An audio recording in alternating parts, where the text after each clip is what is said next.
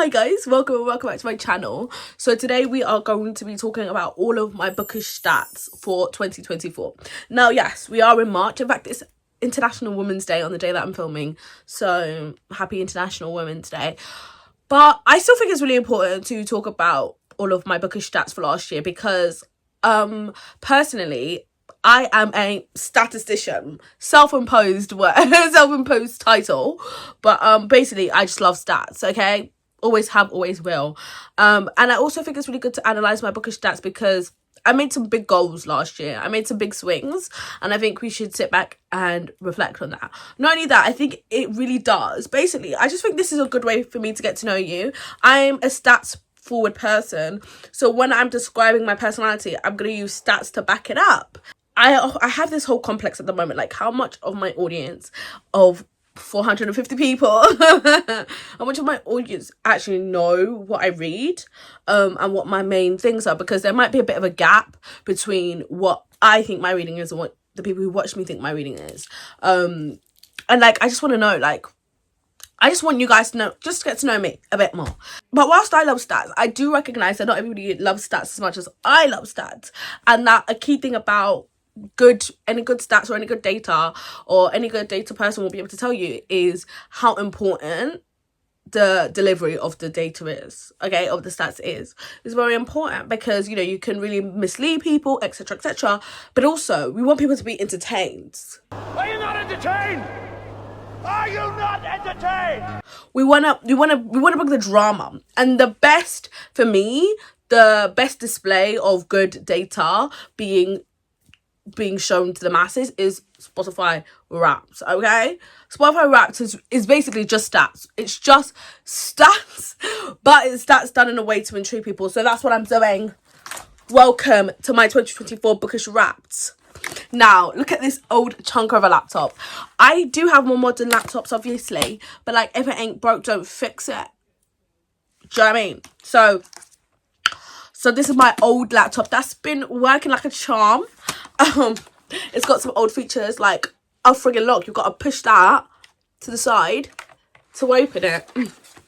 Anyway, so again, welcome to my 2024 Wrapped and all the fun stats that we're going to explore together. Okay? So, last year I read 192 books. Set off the cannons. I know, that is friggin' incredible. If we have a look at like how many books I read for the past couple of years, this has been a huge increase, but I do think that there is a reason for it. I won't tell you right now why I read so many books. Like, I won't tell you now. I'll save it for later.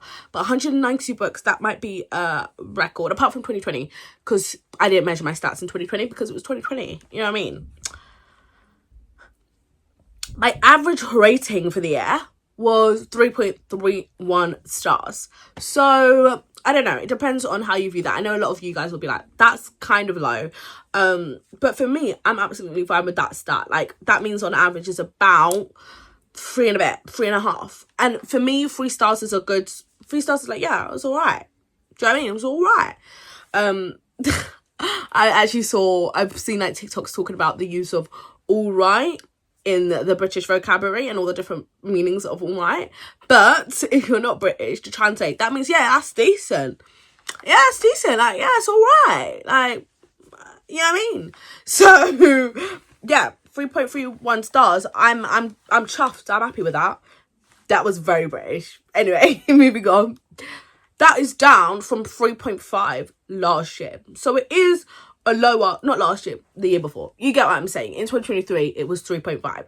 So we have had a decline in star rating, but not significantly so. So it's not something that I really recognize. I think I did say my reading year was meh when I in my best books of the year. So maybe that's the way that I have noticed a difference, because I don't feel like I've had as many like this is a new favorite book of all time books. Do you know what I mean?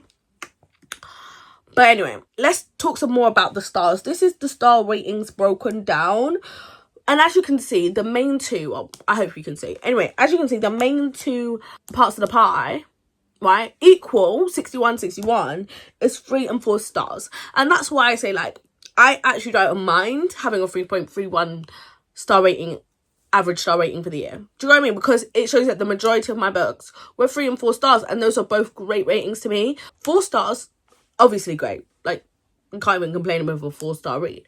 But to me, 3 stars are also really good. 3 stars is what gets me through the reading year.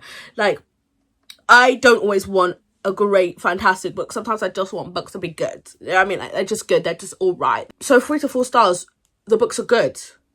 And that's the majority of books, so I love it that way. Now, and we can also see that the next biggest chunk of the pie is 2 stars. So maybe, if anything, I could reduce the number of 2 stars. That would be good. But again, I think because this is whole stars only, as you can see, star ratings whole stars, I do believe that that could be some 2.5s rounded down. And 2.5 is just average. Like, it's just fine. To me, it's a 2.5 star. So again, I'm not mad at it. So I probably should have included the pie chart that is including half stars, but I didn't. So unfortunately, this is what we're working with. A book a day keeps the mental health doctor away. So basically, it takes me 1.9 days to finish a book. Okay, so basically that's 2 days, but a book a day felt better. A book a day keeps the mental health doctor away because it's just, 1.9 days to finish a book. That's pretty darn good. That means I was chugging through them. Like, the turnover was high. Okay, I was just reading. And in order for me to read 1.9 books a day, on average I was reading about 113 pages a day. Solid. That's a solid amount of reading. That's a good amount of reading a day. Over 100 pages a day. Can't complain, can you? And on average, I listen to about 1.13 hours of audiobooks a day. So yeah, I will say I'm quite a consistent audiobooker. Like, I'll listen to audiobooks every single day. But I don't know if it's necessarily in hour chunks. It's an average. Okay, so there you go. Next up, how much do I read per month? Okay, so you can kind of see it broken down a bit more. And I have helpfully labeled, I don't know if you can see it, I'll put it on the screen now. I have helpfully added some extra labels of video everyday April, and my 25 and 31, because you can see how that really did have some peaks in the data. Now, I don't know what happened in June. I don't really know what happened in June. Maybe I just have a natural, I don't know, maybe I just naturally read more in June because I was reading a lot. I also read a lot in July because that was also Summerween.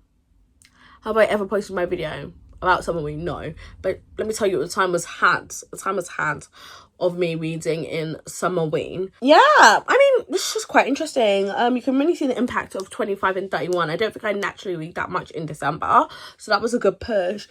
God, guys, this is getting a bit cumbersome, can't lie. Check. Okay, can you see it here?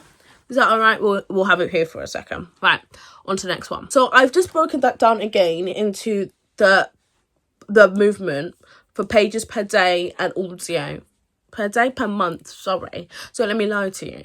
Keep me accountable. It is kind of similar, but there were slight variations. I just thought it would be interesting to put in, so I did. Right. So then after that, we have my favorite genres, a genre breakdown.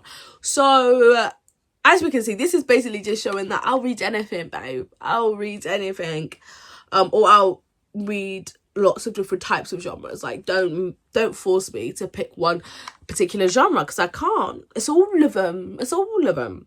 However, if you look a bit closer, like, the categorization is a bit wacky in here. It's a bit off. So I decided to aggregate my top genres. I just thought that would be easier for me and for you to see, because right now, for example, mysteries and thrillers are separated, but when you add them together, that really does change the overall picture. And so that's what I'm going to do. So here we have the 2024 main genres. So I've broken that down into 2 different ways. I've broken that down into just them aggregated and then them aggregated by page count. So we'll come back to that. First, let's just look in this top corner into aggregated. And we can see I've made Other the dark green. So yeah, that's a whole mix of genres combined. So ignore that for now. Well, don't ignore it, but you can see how, yes, whilst I read all genres, it really is only a small slice of the pie. It's only 18.8%. The rest of that is my top 3 genres. As I say, I love, well, if you're not new here, you might have heard me say I love romance, mystery thrillers and non-fiction, and that is what I've got here. So you can see that my number one genre for 2024 was romance, which is interesting, and it's especially interesting to me.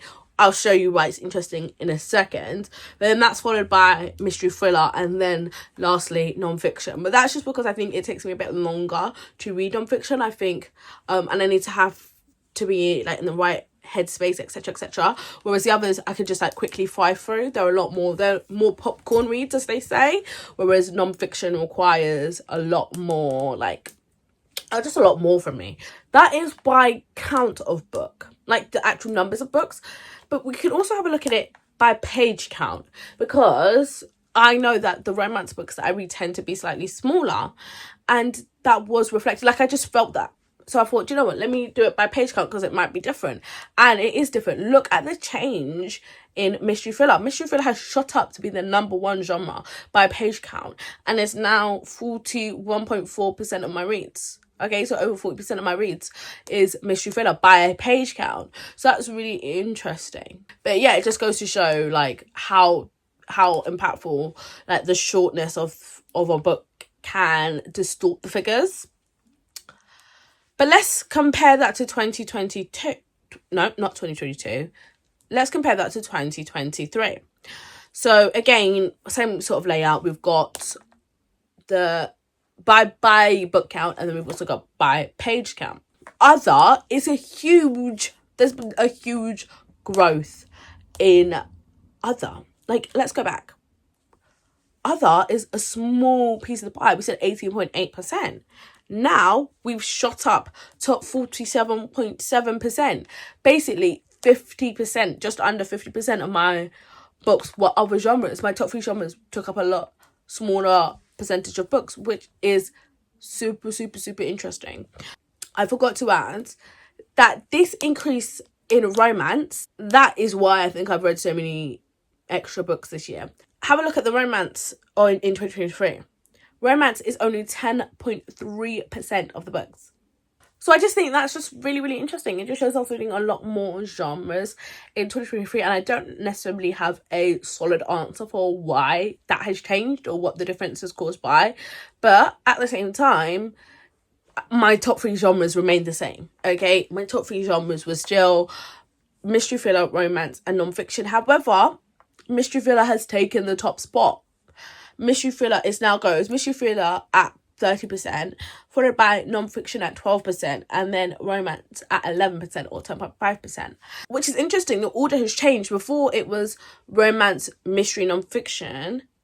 Now it's a mystery, non-fiction, romance. There was a huge lack of romance reading in 2023, and I felt that, which is part of the reason why I made my goals to like have a diverse romance reading year, because the non-diverse romance just weren't calling to me, and I just wasn't picking them up, and I wasn't reading them. And the ones that I was reading weren't diverse, and I just wanted to diversify it all. And by diversifying it all, I have read a significant more amount of romance. I really did. When I tell you, like, I really tried with that goal to diversify my romance reading, you can see the massive impact it has had just by numbers. And that increase in romance from 10% to 30% of my reading is also a reason why I think I read so much more in terms of numbers. When I tell you I'm a mystery girly, this is what I need you to come back to your brain. Okay, 2 years in a row, we've got the mystery taking up the big parts of the pie. So after we've looked at 2023, let me go back to the 2024 and answer that question. So my favourite genre, I guess it must be mystery, because have a look at it again. Mystery, I'm a mystery babe. But again, I said I love mystery, but let's be specific. Okay, let's look at some subgenres. This is a bit of an odd pie chart, because when it says 20%, you're going to think it's 20% of all of my reading, but it's not, and it's just 20% of the books that I have labelled with a subgenre. Okay, so please take that with a pinch of salt. However, you can see that I tend to label most of my romances with some kind of sub-label. So for example, we've got contemporary romance, we've got paranormal romance, historical romance. So if anything, it does give you a bit of an insight into how much of a percentage of my romance it is, but it's very not specific. So I just want to let you know that. But that is still a lot. There's still a lot of books in there of monster romance. In fact, pause. What I'm gonna do is I'm gonna go back to my spreadsheet and I'm gonna get the exact figure, because I basically have done so much monster romance reading in 2024. I did not read monster romance really before 2024. I think I discovered it December 2023, but I'm just not that girl. Okay, and so it's been really interesting to me to see how much I have found a subgenre that I've discovered a subgenre that I love. Okay, pause. It says 15. I only read 15 monster romance books, but I beg to differ. I beg to fucking differ. Okay, here's another thing I've just noticed. There are some things that technically would be classed as monster romance, but maybe it fits more into another one. So Christmas with the Horned Gods is a monster romance, but I've got it categorized as a horror romance. And I do kind of feel happy leaving it classed as a horror romance, because it's more a horror romance than a monster romance in my opinion. But it can be both things, you know. So, all right, I believe in my stats once again. Restored faith. Now let me go back into presenting. So yeah, so I do fear that the sun is setting, but we need the natural light in order for you to see the laptop, so we're going to persevere. Continuing. Next up, I have decided to show you my favourite book of every month. Now, this was a trial. I'm not even going to front. This was hard for me to do. There were multiple times where I had to spend a while sitting down and thinking, what am I going to put forward as my best book of the month? Now, this is not the same as my best books of the year, as you'll know if you've watched my best books of the year. However, there are some that make an appearance on both, because like it was the best book of the month, which is why it was the best book of the year, right? Okay. I wonder, there might be some books that are in my best books that aren't included on here, meaning that maybe, I don't know. It's a different time, so maybe how I view them is different. But one thing to note is, look at that. It goes to show you how much I freaking loved In the Care of Magic, which is a monster romance, as we've just spoken about. Because it was the best book that I read in February, and I loved it so much that I read it again in August. Again, talking about monster romance, you can see in this Speak of the Devil. So is Yours Insatiably. So when I say that I fell in love with monster romance, please listen to me. Then we've got my longest book and my shortest book. So we've already spoken about how much I loved In the Care of Magic, but my shortest book of the year is a sequel to In the Care of Magic. So when I say I love this series, there was so many times this month where I was just like in this world. Fire in the Glass was a really good book. It's a fantastical historical mystery, so very much a genre blend. And it's set just before World War One, I want to say. There is a caveat, but you can also see that it's not that many pages. Like, it's 496 pages long. I have excluded one book from this page, and that is Iron Flame, because I cannot remember if I read that in the end of 2023 or the beginning of 2024. Like, December 31st or January 1st. Like, that's how close we're talking. So, for purposes, I think I put it in 2024 stats, but I'm so unsure that I've taken it out. But if it is, and also because of the author, I thought, why am I gonna platform that book? I'm not going to. We're just gonna class it as last year for the pictures of the books. However, technically, if I did read it at the beginning of January, it's 640 pages. Okay. But on to the next, which is, I like them in all sizes, babe. I actually don't like them super, super big, okay? If it's too big, it's too big. But everything else, I don't discriminate. I'll read books of all sizes. Particularly, a big chunk has been less than 100 books. But I think that is because of the romance again. That is very much, again, the impact that romance has had on my reading stats this year. And then we've got this lovely page, which is, I read 7 books in translation, which was 3.6% of my total reads. So, not a lot, really. Considering I read 192 books, this is really, really not a lot. I really want to up that next year. But at the same time, I don't know if I want to make it a priority goal. if that makes sense. Like, I don't know if it's something that I really want to challenge myself to do yet, but take note that this might be a 2026 goal, because, you know what I mean, it might take me a while for me to work up to wanting to do it, but I definitely want to increase it from more than 7, especially because I think most of these numbers are because of manga. That's so shameful that manga, like, pretty much manga is probably at least 3 of those, meaning that I only read like 4 books that aren't manga that's been translated. One of them of note that was really good, a really, really good translated books, was The Abandoners, which is basically about mothers who have abandoned their children. Very good. The next title might be a bit controversial, but I'm going to need you to sit in that controversy, okay, and walk with me through this. American Centralism. And this is basically looking at the authors of the books that I read, okay? So there's lots of ways to track countries in terms of your books. Like, you might track where the book is set, for example, but I actually track the author's nationality.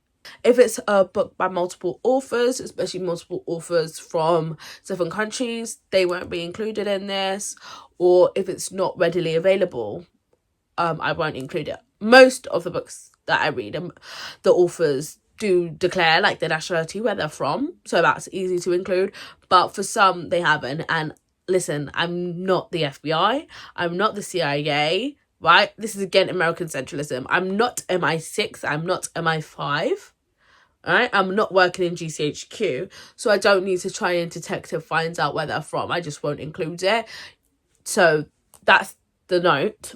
However, look at how big America is. Look at how American authors are dominating the books that I read from. And this is something that I don't actually feel great about. Again, I feel like it leads into this American centralism, right? Like, America is at the center, thinks that they're at the center of the world. And it's like, you're really not, babe. I just think I need to diversify that up. I think my main reason why I have a problem with it is because not that I have one country dominating, but it's not the country that I live in. Surely the country that I live in should be dominating I feel like that makes no sense, but I'm reading books by American authors all the time, you know?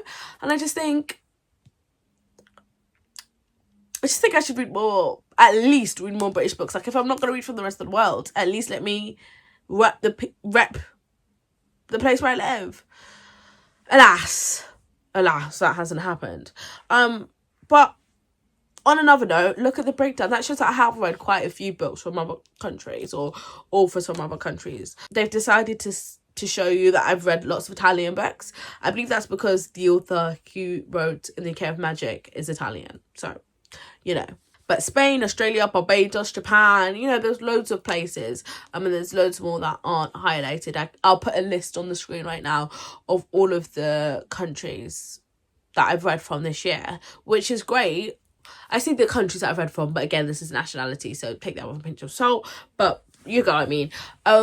Which is fantastic. That's great. But at the same time, let's address this America half.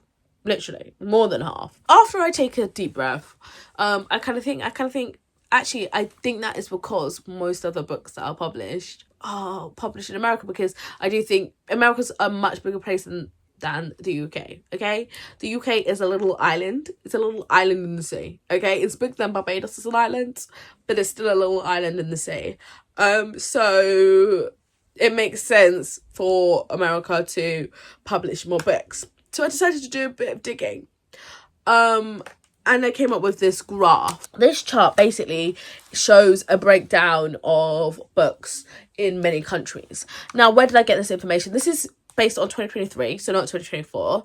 It's not exactly 100% mirrored onto the stats I'm talking about here, but we can get a good enough insight. This is based from a report, International Publishing Data 2023, okay? I'll have it linked down in the description below. It's very interesting. It covers a whole lot of things, but obviously I didn't really read the rest of it, to be honest. I mainly focused in on what I wanted to know. Now, a quick little insight into who published this report, because it is important to know.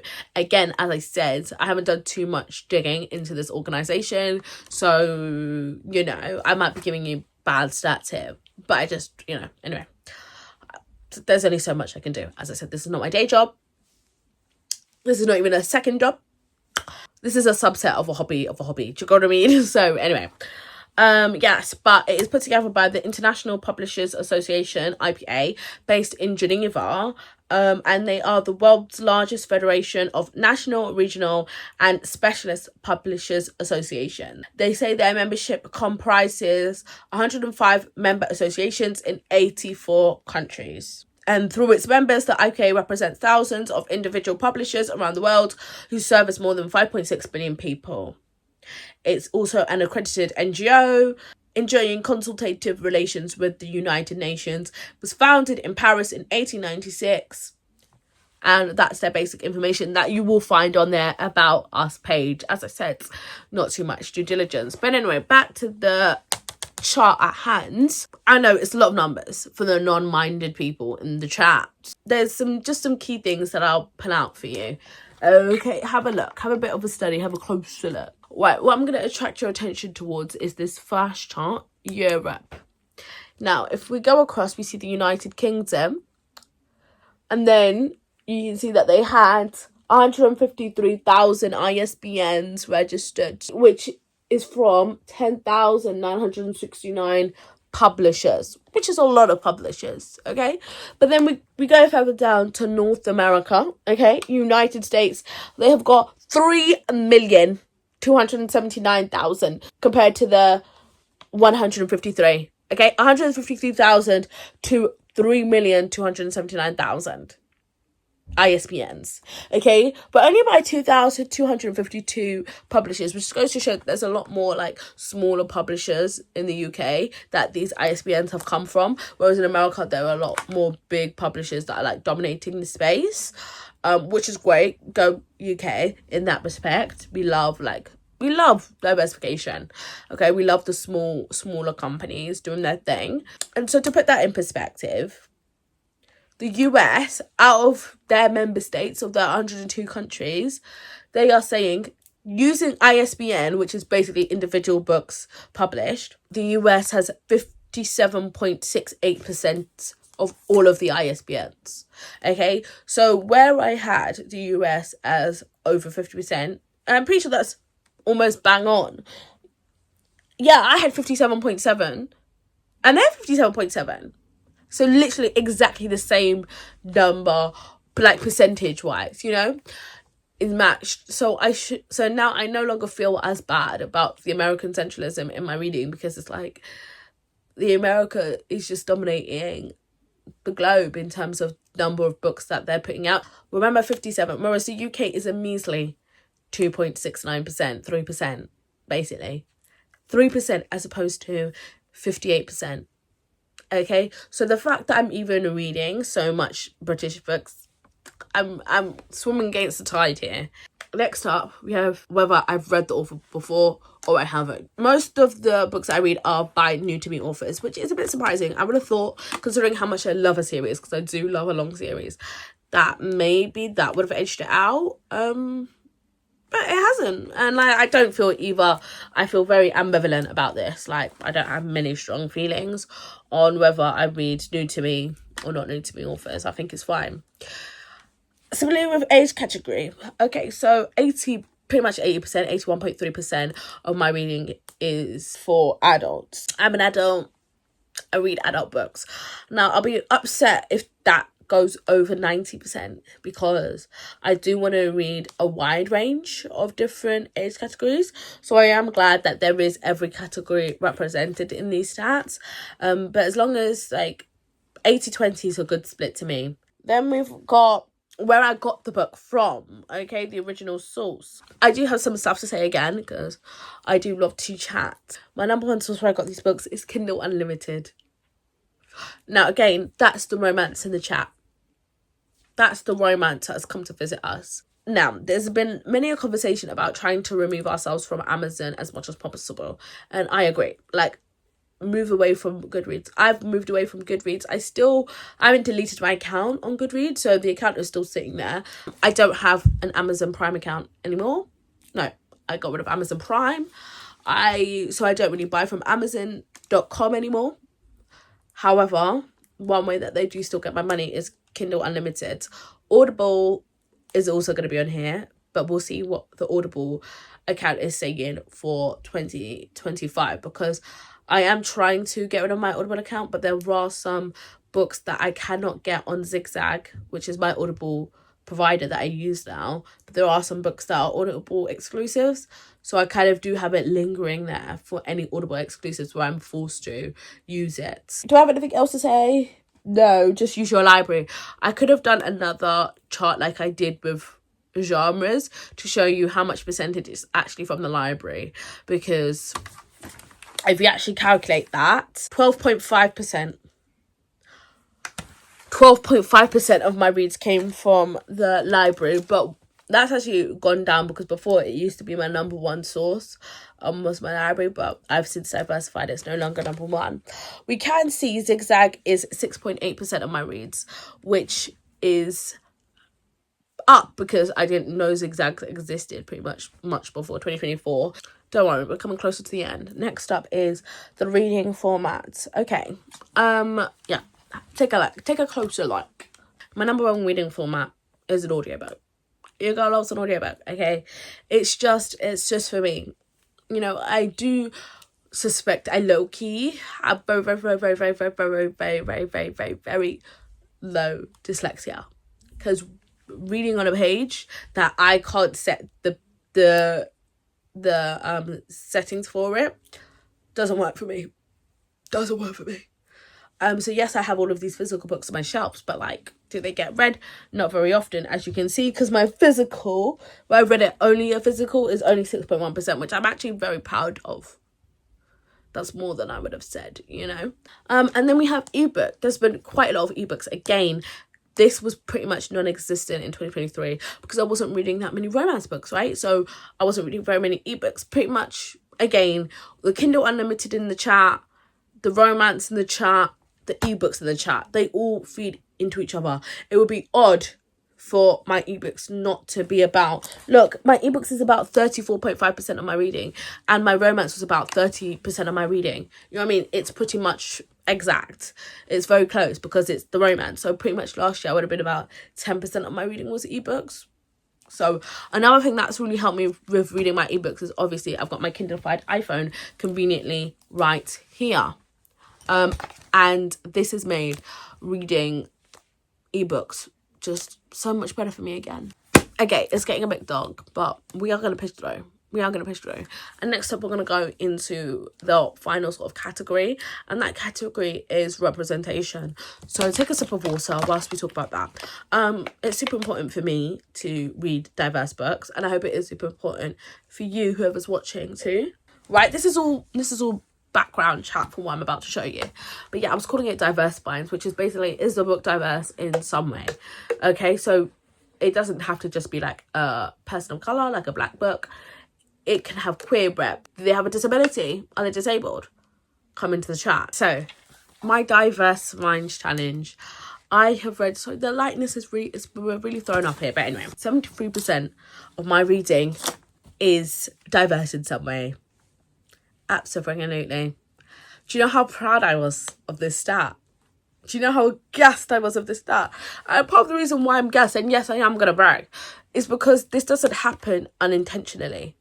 You have to work to get this stat. Do you know what I mean? You have to put in the work. You have to constantly make sure that you're diversifying your reading. You cannot be complacent and get this kind of stat. So I am happy to see that my active reading, like my active sourcing of books, making sure the books that I'm reading are diverse, has paid off. It's paid off. It's worked. That's almost 3/4, practically almost 3/4 of my reading. I'm chuffed. I'm absolutely chuffed. But let's break it down a little bit more, because we can. So we're starting off at the low point of what I feel like is underrepresented, and that's disabled books. Books featuring disability in some way, shape or form. Now I've included the chart, which is hard for you to see here, but you know, editing magic will help me visualize it to you. Okay, but I've included the raw stats here to show you how many books have a disabled main character or a disabled side character, and the numbers are tiny. The numbers are tiny, and I'm gonna be working on that in 2025 to up these numbers because it's pitiful. Now, I have put on a bit of a show of some of the books that have disability in some way, shape or form. Whether it's good rep, bad rep, you know, is different. And whether it's a prominent part or a less prominent part, again, is different. But here's just a range of some of the books featuring disability at the bottom. The reason why I say it's underrepresented is because according to the census in England and Wales, in England in 2021, because that's when the census was, 17.7% of the country is disabled, of England. The total percentage of these two combined is 12.5%, meaning that I'm reading less than is actually reflected in real life. Like, I want everything to like mirror the actual percentage of the country that I live in. So I want at least 17.7% of the books that I read to feature some disability in some way, shape or form. And that's just, I mean, obviously I would like to read more than that, but I just think that that's a fair measure. You know, there are flaws in that. There are flaws in that way of doing it. But until it's at least 17.7%, I won't be happy. But we could go up from here for the last two slides. As I said, we're coming to an end. 103 books were featuring people of colour. That's over half. That's over 50%. Absolutely. I say featuring, which makes it seem like I actually should look up the stats a little bit further, because featuring sounds like literally a black person could walk in the background of a book and it's counted in this number, and obviously it's not. Basically, it's a person of colour book, basically, is what I've included here. I'll have a look and I'll put it on the screen, like the exact what I was tracking and how I pulled this number. But you see, this is very important when you're relaying stats, the words that you use, because featuring 100% pretty much, like a black person enters the room and all of a sudden no. And then lastly, but definitely not leastly, we have the LGBTQ plus representation. Now I say LGBTQ plus. Let me rephrase that. LGBTQIA plus. In fact, we could do 2S LGBTQIA plus. Get into it. Apologies, it's dark. Yeah, it's about 50-50 again, isn't it? In terms of how much queer rep is in there. I have got some more information on this stat. When I say present, again, it's got to be more significant than a queer person walks into the bar. It's got to be like a significant side character. Do you know what I mean? Like, it's got to be someone who actually is in the book for more than 2 seconds. That's when they'd get marked as present. Otherwise, it's pretty much absent. A gay person walks into the bar whilst the start of a joke does not get marked as present in my stats, okay? So how do I feel about that? I feel fine about that. Do you know what I didn't do? I didn't have a look at the census. Oh my goodness, guys. Oh my goodness, guys. These stats are crazy. Basically, it tells me that I should feel friggin' fantastic. It tells me that I am basically a queer warrior. Because it says that they've got a whole breakdown, which again I'll put on the screen right now. But it says that only 3.2% identified as LGB+. Well, that's some tea. Obviously, you can poke holes. Like, there's always going to be holes in data. Like, you can never be 100% certain, right? But compared to my 42%, oh. And I do believe that there was a problem with the trans stats in the census. Yeah, I think there was a problem. Maybe it was with the regional breakdown, because I definitely remember there was a problem with the regional breakdown. Basically, massively reading a lot more queer rep than is in the country that I live in or is reported. So I feel much better about that stat. I always thought it was like a good stat, but I was just a bit like, because I had nothing else to compare it to, only myself, I was like, well, what else should it be? It should be exactly that, babe. Well done. But yeah, guys, welcome. Thank you for staying for my 2024 wraps. Even though the lighting changed drastically, it took me a long time to film this. I didn't think I was going to yap so long, but I've yapped for at least an hour. Who knew she could talk so much? But yeah, and it's spring. but you know, the sun does have to go down eventually. I won't yabber any longer in this dark lighting, and I'll see you in the next one. Bye.